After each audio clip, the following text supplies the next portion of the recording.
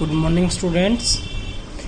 आज हम पढ़ रहे हैं थर्ड यूनिट के second chapter force on A charged particle in electric and magnetic field.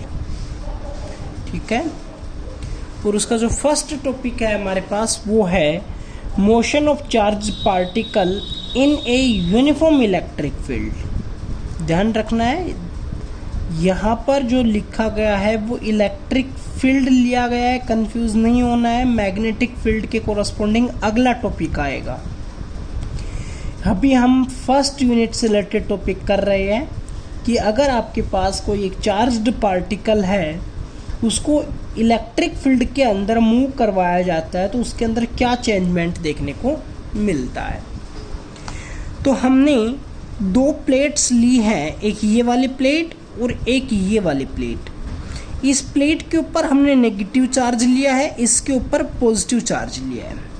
Initially मान लिया कि आपके पास ये दोनों प्लेट्स नहीं थी और यहाँ से एक पॉजिटिव प्लस क्यू चार्ज को मूव करवाया जाता है।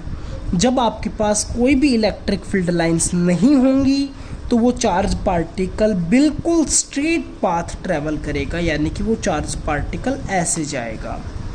और वो आपके पास, अगर मैं यहाँ पर एक स्क्रीन लगा देता हूँ, एक स्क्रीन हमने लगा दी है QB, तो इसके ऊपर वो P पॉइंट के ऊपर जाकर स्ट्राइक करेगा। क्लियर है? अगर यहाँ पर दो प्लेट्स रख के इलेक्ट्रिक फील्ड लाइंस यानी कि दोनों चार्ज प्लेट रख दी जाती हैं, एक के ऊपर पॉजिटिव चार्ज और एक के ऊपर नेगेटिव चार्ज, तो इसका मतलब अब यहाँ पर इलेक्ट्रिक फील्ड लाइंस प्रेजेंट है। Electric field lines charge particle के ऊपर एक फोर्स एक्सपीरियंस करेंगी। वो डिपेंड करता है कि चार्ज पार्टिकल का नेचर कैसा है, वो पॉजिटिव है नेगेटिव है, तो उसके ऊपर डिपेंड करेगा कि वो चार्ज पार्टिकल किस डायरेक्शन के अंदर मूव करेगा। तो हमने जो चार्ज पार्टिकल लिया है वो पॉजिटिव चार्ज लिया है, तो पॉजिटिव वाला चार्ज इस पॉजिटिव चार्ज पार्टिकल को रिपेल करेगा, ये वाला नेगेटिव चार्ज इस पॉजिटिव चार्ज पार्टिकल को अट्रैक्ट करेगा। तो रिजल्टेंट जो होगा आपके पास फोर्स एक्सपीरियंस का, वो इस डायरेक्शन के अंदर होगा फोर्स, यानी कि अपवर्ड डायरेक्शन के अंदर नेगेटिव वाली प्लेट की तरफ अट्रैक्शन होगा। हमने मानना है कि वो charge particle initial v velocity के साथ मूव करता है, उस चार्ज पार्टिकल का मास m है और उसके ऊपर चार्ज प्लस q है। तो उस चार्ज पार्टिकल का एक्सेलरेशन अलोंग y एक्सिस क्या होगा? देखो, या इधर उसकी वेलोसिटी कांस्टेंट है तो इधर तो एक्सेलरेशन, जब वेलोसिटी कांस्टेंट हो गई तो एक्सेलरेशन क्या हो जाएगा? 0।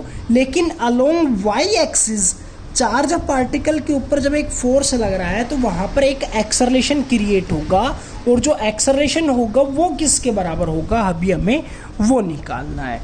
तो force that is equals to QE के बराबर होता है, ये हमने फर्स्ट यूनिट के अंदर पढ़ा था। तो यहाँ से हम फोर्स को रिप्लेस करके मास इनटू एक्सेलरेशन लिख सकते हैं, और एक्सेलरेशन की वैल्यू निकाल लेंगे तो हो जाएगा QE/m।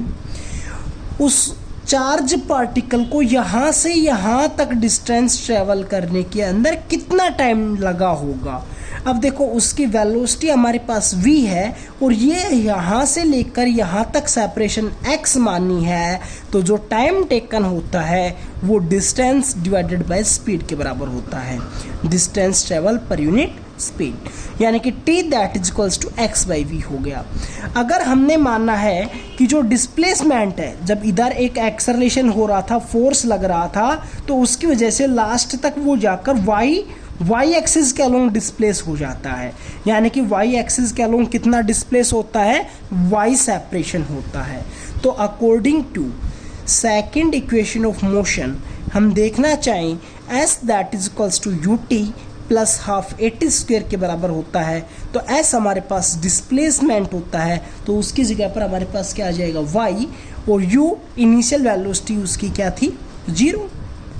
भाई इधर कोई वेलोसिटी थी along y axis that is equals to 0। Time, जो भी टाइम लगा होगा, जब 0 को टाइम से मल्टीप्लाई करेंगे तो 0 आएगा, तो मैंने यहाँ पर डायरेक्टली 0 लिख दिया है। 1/2 इंटू a की जगह पर QE/m वैल्यू पुट की, टी स्क्वायर यानी कि एक्स बाई वी, तो X square by V square हो गया हमारे पास।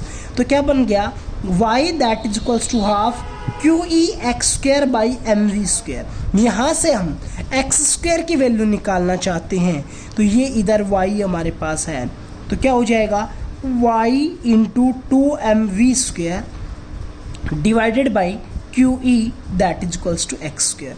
तो अब यहाँ पर अगर हम देखते हैं तो X square that is equals to K into Y, ऐसा फॉर्मेट बन गया।